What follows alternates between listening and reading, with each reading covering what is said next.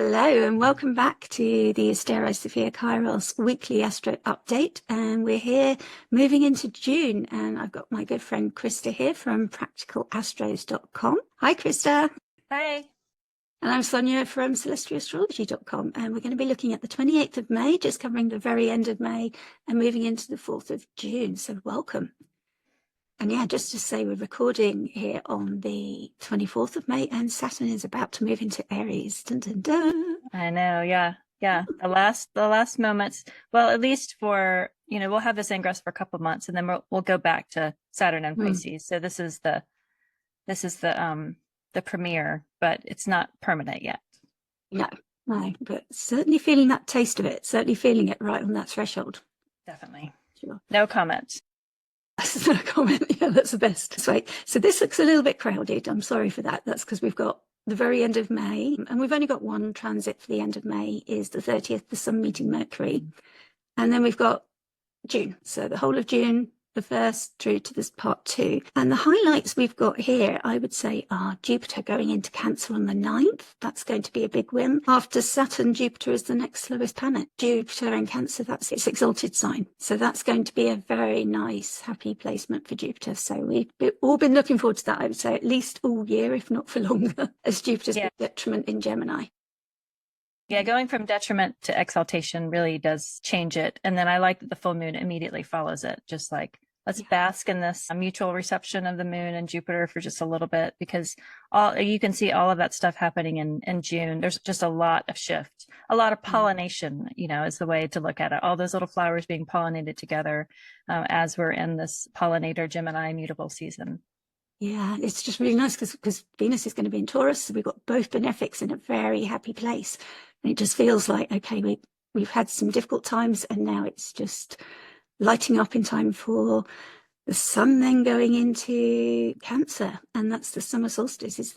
That's Letha, right? Is that how we say it? Letha. The summer solstice. So the longest day as well, which just seems to come super quick. So the sun goes into Aries. It really just isn't very long until we get to that. And then after that, we've got a little bit of heaviness when Jupiter and Saturn square from Cancer to Aries. So that just reminds us, have your summer party, but there's a little bit of heaviness there. Then the Cancer new moon. So that's going to be our June. I'll say my highlight is the sun meets Jupiter in Cancer right after the summer solstice. I like that. They can kind of bask in the sunshine and not care about the square. Back to Aries, Saturn. Yes. It is a little bit like just, whistling past the graveyard sort of a energy. I love when the sun meets up with any planet. I love a new moon. I love Cazimis, but the sun and Jupiter, they're at basically the height of summer with the height of the sun and the day benefic, of the solar sect, Jupiter exalted there, really close to the new moon. I feel like we'll need that. I don't think it's going to be easy all of June, but I think we'll have access to support. And then we'll be asked to support each other. That's kind of the tension, how we might experience it collectively and on a personal level. There'll be lots of highs and lots of chance of lows. I won't say definite lows. We might see the abyss, but we don't have to jump down into it. That sounds right. Yeah. So here's our overview in the month in a different format, the graphic format. And as Christa said the very first time we showed it, and I just love this analogy, it shows where there's a little bit of rain and fertilization and what signs are feeling it. And at the moment, we have a sun in Gemini and it's going to be moving to Cancer on the 21st of June. So that brings in Cancer season. And as I said before, that's the summer solstice as well. So that'll just bring that longest day in and that feeling of celebration as well. And the sun as well will be moving from a mutable sign to a cardinal initiating sign. Yep. Cancer is again water sign receptive, but Cancer is cardinal. And so it does feel yang. It feels momentum. Yes. It feels like it moves things forward.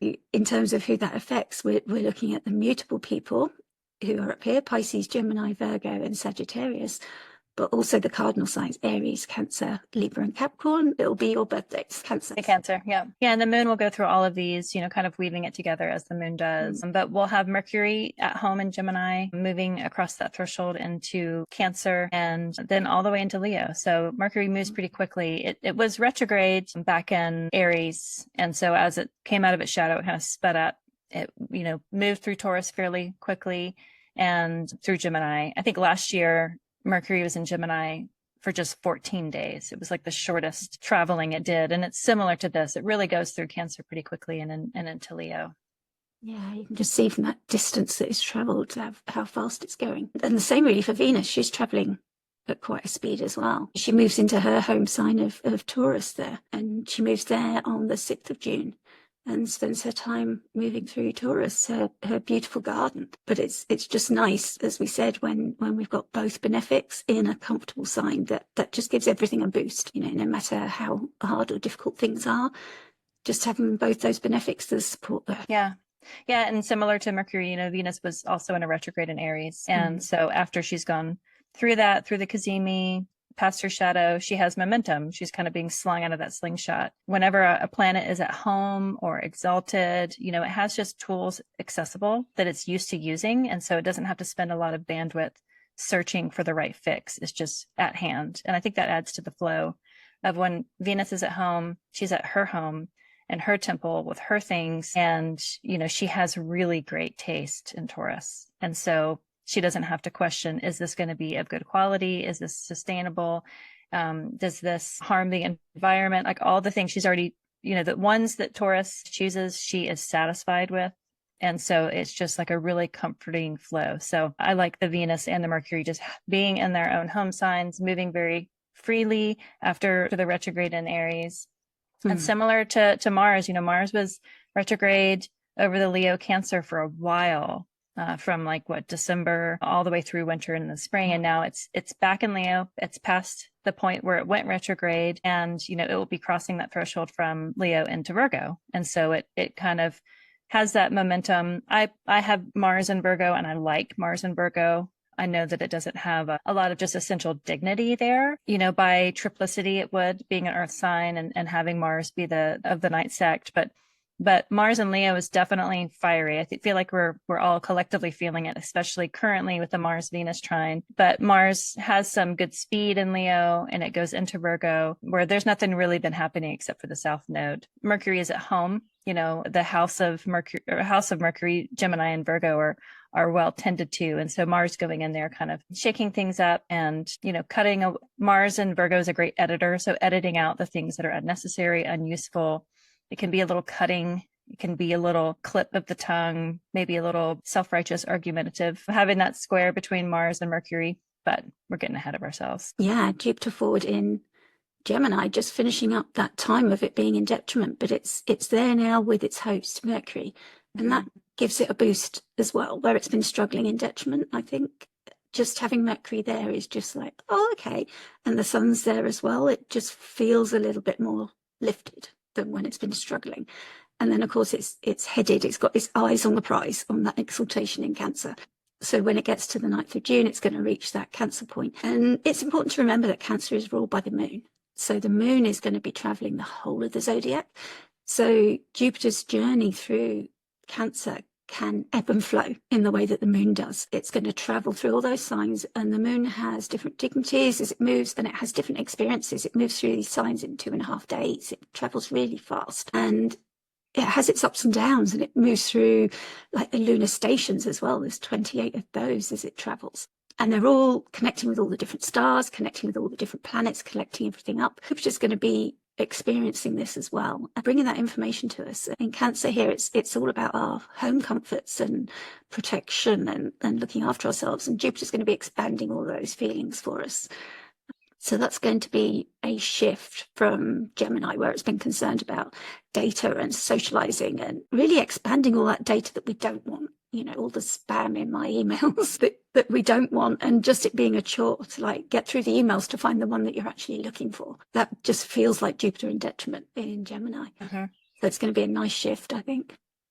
Yeah, shout out to all the Cancer risings to get Jupiter out of your 12th house and into the first. Like, yes, may your year be just more plentiful and less, more in your body and less in your head. So those cardinal signs will feel that. So that's Aries, Cancer, Libra, and Capricorn will all get that little boost of this dignified Jupiter. Yeah. Yeah. So Saturn is leaving Pisces for a little while, going into Aries, going into its fall, another cardinal sign. So when Saturn moves into Aries and Jupiter has moved into Cancer, they will be in that whole sign house square. It'll be exact, but just the house of Aries and the house of Cancer, by sign, they're cardinal. They're the same modality. And so they square each other, from Aries to Cancer. Aries kind of has the upper hand. It's called being on the 10th, right? It's casting the square to Cancer. So the demands of Saturn and Aries are being placed upon the Jupiter in Cancer there. But Jupiter is exalted in Cancer. So it has the multi-layered benefit of having things provided to it. And maybe it's not the things that it would choose, like Venus and Taurus, like has access to her own well-placed good taste. Mm-hmm. Jupiter and Cancer relies on the fact that people will come to its aid and bring gifts to it and bring tools to it and offer solutions that maybe it wouldn't have thought of on its own. So an exalted planet really is kind of being carried around by the goodwill of its allies. And so it being exalted versus Saturn, which is exalted in Libra, the opposite sign of Aries. So it's fallen in Aries. And so it really has to work hard to gain access to allies and its own tools. And it has a hard time expressing itself just naturally with its own flow. So it's complicated. It's not so straightforward. Yes, Jupiter in Cancer is, just objectively like a really nice placement for the year, because Jupiter takes about a year to go through each sign. But having that square from Saturn, it's going to be tricky, and it might be the square that disrupts the Jupiter in Cancer that causes the aid and support to come from Jupiter's allies. So it's not like when you're having an easy time and everything's flowing for you, people don't feel like you're in need, and so they don't help you out because you don't really need help. People come to your aid and they help you when something is happening to you or you're asking for it. And so I think that the Saturn in Aries is going to cause disruption or discord or harm or challenges. It will be threatening to some degree. And that threat will then prompt the support to come. That to me, it almost helps the exaltation of Jupiter there to have a reason to come fight for Cancer. So we'll get that first taste of it. Check swatch in a few hours of Saturn and Aries, at least. Really feel that building up. Uh-huh. Then we see Uranus here just edging closer to Gemini. It's in the last degrees of Taurus. And you can really feel it when planets reach those last degrees. It's not going to be until July that it moves. Yeah, we're not going to have it in June. Yeah, July the 7th it will move. So we're just seeing the last days of Uranus in Taurus, but of course it will retrograde back as well, like the others. But just interesting how when it moves, this sextile will come into place between the outer planets talking to each other. So I'm quite excited for that to happen. I've spoken about that before. And Pluto's been stationary at 3 degrees, hasn't it, for making its conversations with the other planets as they meet it. And Neptune is ready to greet Saturn when he enters Aries. Hello, old friend. Yeah. Yeah, they met in Pisces, but it's a totally different vibe here in fiery Aries. It's like the end of the zodiac there in that final place of Pisces and Jupiter's temple, and now they're going into Mars's hot place, the exaltation of the sun, as opposed to the home of Jupiter and the exaltation of Venus. And now it's the home of Mars and the exaltation of the sun. So it's a very hot, fiery place as opposed to this watery, dreamy, pleasant, benefic place. Yeah, the crossover point between Pisces and Aries, when I think about the merging of the significations of Neptune and Saturn, I think of a volcano erupting out of the ocean in the South Pacific. That yes it was like, maybe it made things warm underwater, and then it encouraged life. And you had, bioluminescence that made it like magical. But what was happening was this heat was building. And then when they come out together in Aries, then you have this formation of lava rock, which is that hot, fiery Saturn coming out. And then all the steam from a volcano, which is the Neptune in Aries, like them coming together. And so what has been under the surface in Pisces is now finding form in a real flashy, hot, impressive, masculine way of like that triangle shape of a volcano bursting out of the ocean, causing ripple and maybe earthquake later on in the ocean through another neighboring island, but it's forming something pretty impressive. And that's kind of the visual has come to me from that Pisces to Aries, specifically with Neptune and Saturn. So we'll get to see what volcanoes are mutually erupting together with those two. And your Aries house. Yes, that cardinal signs, Aries, Cancer, Libra, and Capricorn as well. Prepare for that volcano. What new lava rocks are forming in your life. Watch out for that. So let's look at this week. We've not got a lot, but what's happening is nice and exciting. We're going to be looking at the Sun conjunct Mercury, which is known as a Cazimi in Gemini. We've been looking forward to this. It's a Mercury superior conjunction. And then we have Venus conjunct Chiron. And we don't always look at Chiron, but in a quieter week, we can bring it in. Chiron, known as the wounded healer. And again, this is in Aries. It's all about who are you and how do you express yourself, and your wounds about speaking up. And then Venus about your feminine wounds, individuality, feminine rights, and bringing opportunities to heal. It's almost like Sun conjunct Mercury, like, again, speaking up, how we speak out. Yeah, I mean, we look at these and it's just two things that we're talking about for this week, but it feels like we're still considering what has just happened. So the last full week of May and then this partial week of May do really feel like they blend together, because we still have that Saturn and Aries energy. We still have, all this Gemini informing it. And so the Sun conjoining Mercury. So with any planet, when it gets into the heart of the sun, it kind of has access to that solar energy. And Mercury is at home in Gemini. So the whole time it's getting close to the sun, because it's moving faster than the sun, it's not being burned up. The idea of being in its own chariot is kind of protected. There was that show, The Walking Dead, and there was this point where they had to get through all the zombies. And so they just slaughtered some zombies and covered themselves up with zombie guts so that they could walk through the zombie horde to get to their destination. To me, that's like being in your own chariot. It's like you're protected from what should kill you. It should burn you up. But Mercury, being one of the great psychopomps, being able to travel through all those hot rays of the sun to get to the throne room of the sun, to have the secrets that the sun is illumination, it's truth, it's spirit. And to have access to what's in the middle of that while it's traveling through Gemini, it's so sweet. And how to use it practically is, look at your Gemini house and then, look at what meanings you would find from whatever house it's in, and sit in meditation like you would if you were in a holy place like the throne room of the sun, and see what truths you really need to be honest about, or what truths you want to be given to you. Because to me, that's like the best experience of a Cazimi, is being open to receiving whatever messages come through, especially Mercury Cazimi, because Mercury is the messenger, it's a communicator.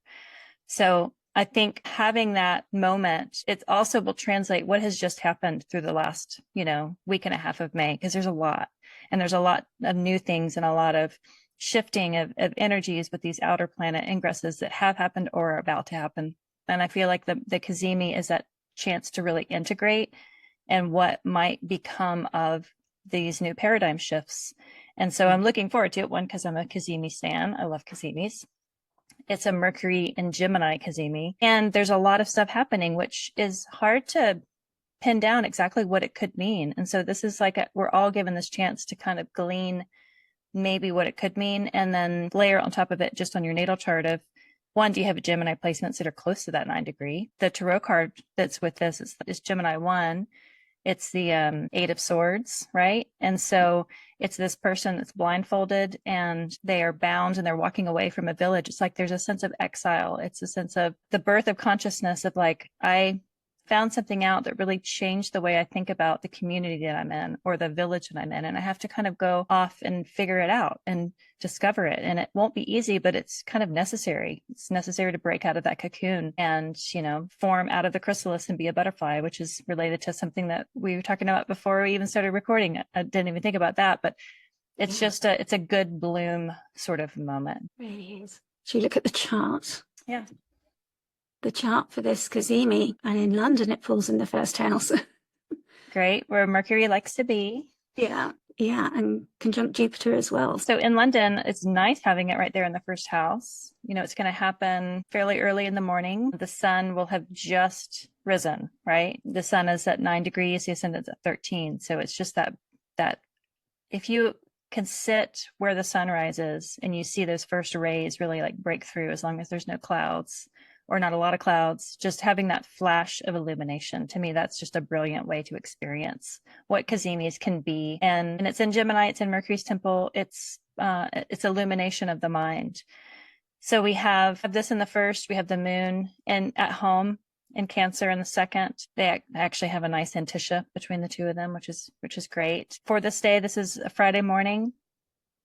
And yeah, I don't know what to say more about it, except that I'm looking forward to it. And if you have any sort of magical practice, I think Cazimis are a great way to kind of access those. What do you think? Yeah, I'm just thinking about like mercurial significations as the herald, ruling our thoughts and communications and everything, and just seeing it there right above the ascendant.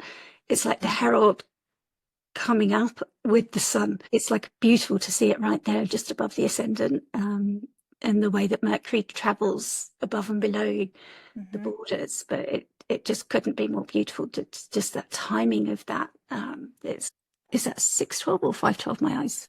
5:12. 5:12 a.m. in British Standard Time, so that would be 4. It's just past midnight on the east coast of the U.S., and so it'll be like 9 o'clock for West Coasters. You know, I mean, well, on Thursday night. So if you're in London, you're in the UK or Ireland, then you're going to have a great just feels like inspiring morning. Some message here for the UK.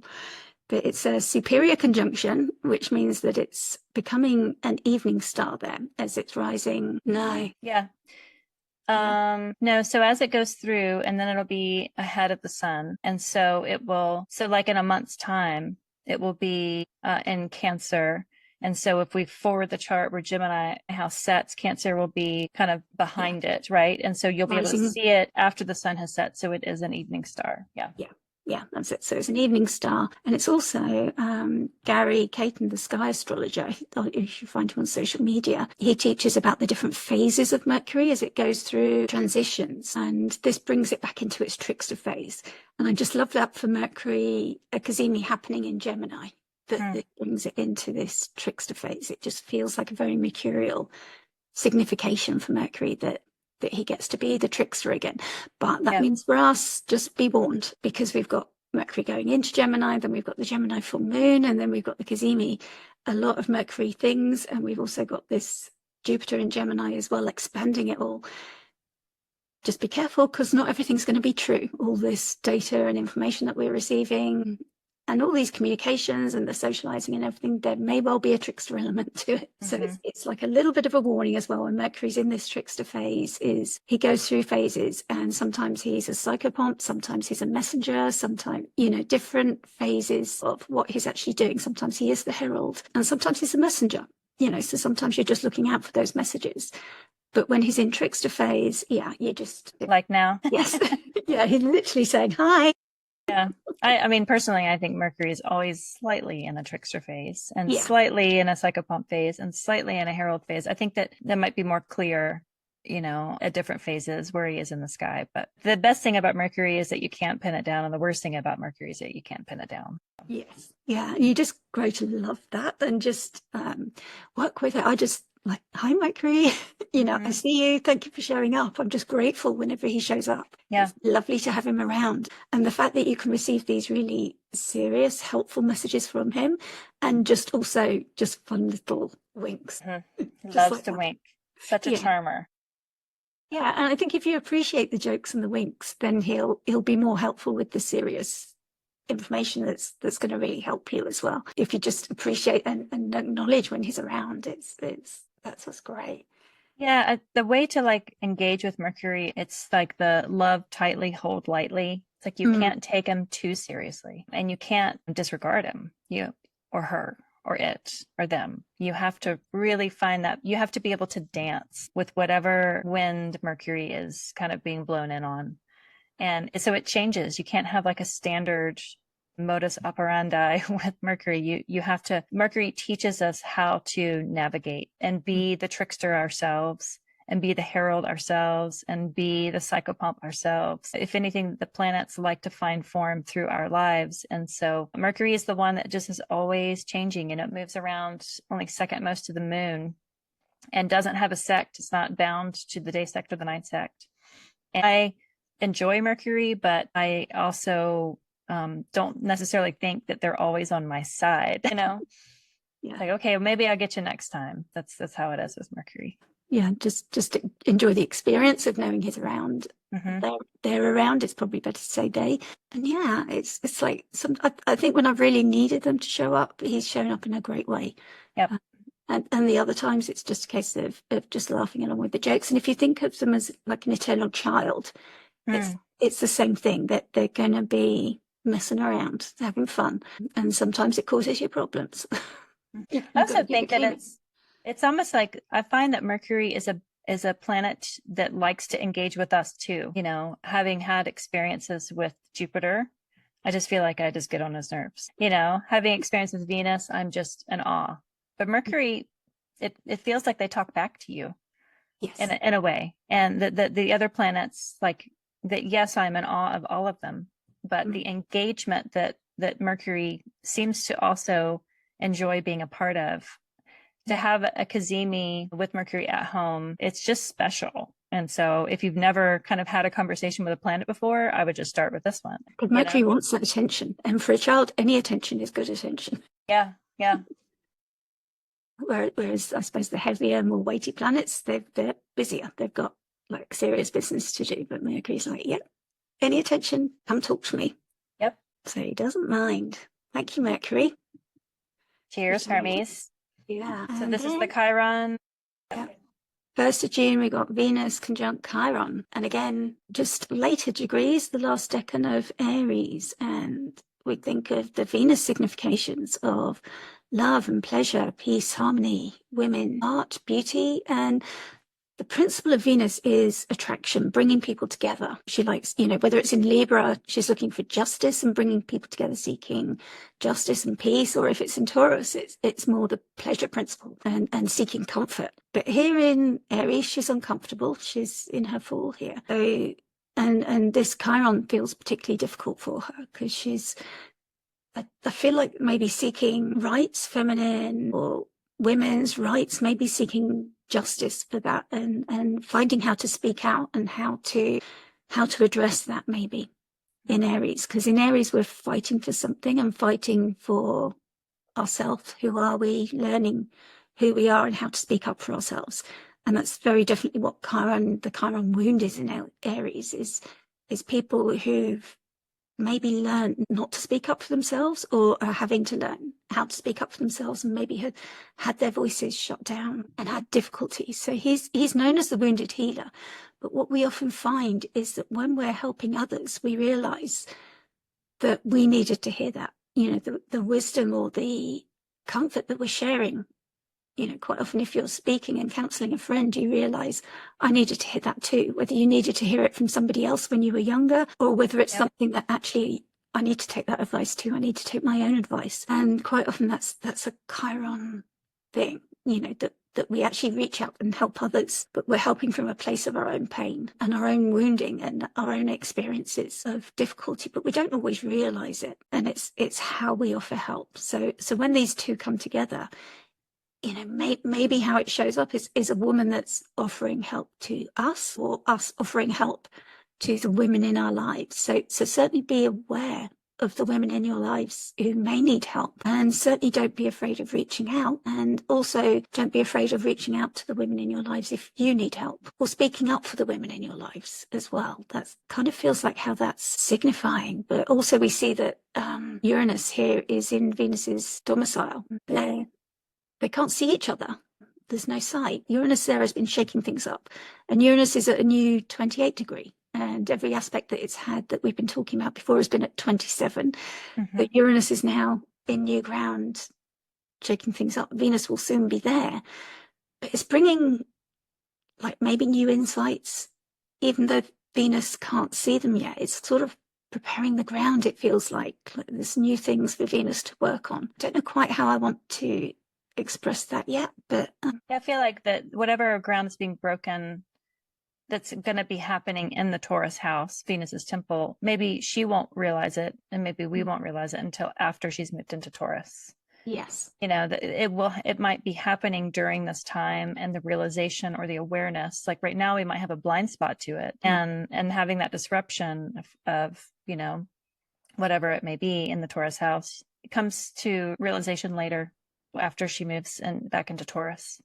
Yeah, because she'll have like that whole sign aspect the whole time she's there. Yeah, I like this chart. We look at the moon and Mars up there in Leo and a trine to that Chiron Venus. And then we look at Jupiter in sextile to that Chiron Venus. And so we have, 2 fire houses of Leo and Aries, and then the air house of Gemini, all kind of in connection with each other. And so that's, the moon, Mars, Jupiter, Venus together, those are all talking to each other pretty specifically during this moment where Venus comes together with Chiron, kind of as the new focal point, that the communication, the speaking up, the defending of it a little bit, because the defensiveness with Mars likes to defend and be that martyr with the cause of injury to the feminine. But then Jupiter and Gemini really wanting to make things easier. Jupiter and Venus, tend to gather things together and want to make things work together. And so I could see it being maybe difficult, with Mars and the moon there really wanting to kind of bring justice with the Jupiter there as well. And just all that conjunction happening with the other planets, it does feel pretty expressive and defensive and fiery and passionate. And I think maybe that might also speaks to the disruption that Uranus is going to be having, that we just won't really see what the results are until later. The best thing about fire is like that flaming sort of truth. It just kind of burns away all that is unnecessary. And for the fight for women in your life, whether it's yourself, which I think might be, like Aries is about the singular self and the expression of self. Venus's decan is this 25 degree, from basically 20 to 30, the last 10 degrees of Aries is Venus's decan. And so these are themes of Venus, of the individual, and the expression through the moon and through that Mercury ruled sign and Jupiter's placement there. It feels kind of like a bang to start June off with, and a bang of maybe like, how do we defend ourselves and our place in the world as women? And how do we support other women around us, and the ability to express the injuries that we collectively experience and individually experience because we are women. That's kind of how it sings to me. Yeah, it's going to be important. I've just realised, of course, that Uranus is squaring the moon there as well. So that's it'll be a pretty quick square. Thankfully, the moon moves pretty close, or pretty fast. but at that moment, at that moment, they're talking, and the moon can represent women as well, but also our bodies, unfortunately. So yeah, maybe the moon's holding that information for Venus ready. So that's it for this week. And yeah, we need to think of a word. What's come for me is just allies, and just the symbol of the triangle. The triangle is like the most supportive structure.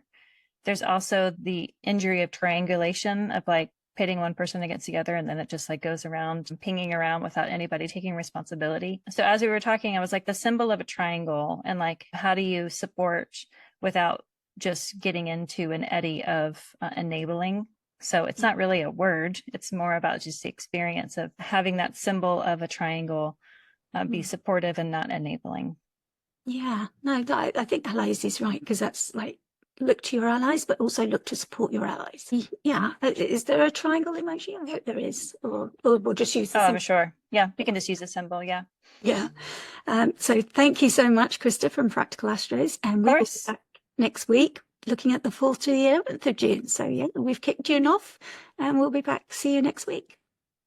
Bye. Thank you. Bye-bye.